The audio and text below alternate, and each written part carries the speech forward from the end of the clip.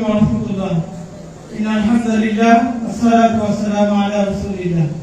ইসলাম দেশ ও মানবতার অদম্য প্রহরী ইসলামী আন্দোলন বাংলাদেশ নারায়ণগঞ্জ জেলা মহানগর সম্মেলনের সংগ্রামী সভাপতি জননেতা মাওলানা মুহাম্মদ ইসলাম, আজকে প্রধান অতিথি 2024 এর গণবিপ্লবের অন্যতম রাহবার ইসলামী আন্দোলন বাংলাদেশের সিনিয়র নায়েবে আমির মুফতি সৈয়দ মোহাম্মদ ফয়জুল করিম সাহেবের চরমায় উপস্থিত রয়েছেন জেলা মহানগর নেতৃবৃন্দ, সামনে উপবিষ্ট সংগ্রামী সাথী ও বন্ধুগণ।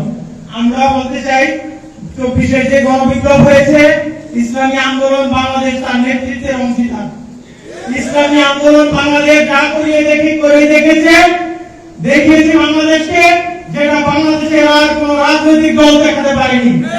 সংগ্রামী সাথী ও বন্ধুগণ, আমরা স্মরণ করিয়ে দিতে চাই 1971-এর মহান মুক্তিযুদ্ধ সংগঠিত হয়েছিল সাম্য, মানবিক মর্যাদা, সামাজিক ন্যায় বিচার প্রতিষ্ঠার জন্য। দুঃখজনক হলেও সত্য, আমরা দেখতে পেয়েছি ক্ষমতার পালাবদল হয়েছে, কিন্তু সাম্য, মানবিক মর্যাদা, সামাজিক ন্যায় বিচার প্রতিষ্ঠিত হয় নাই। আমরা 2024-এ বলতে চাই যে বৈষম্য বিরোধী ছাত্র আন্দোলন, ছাত্র জনতা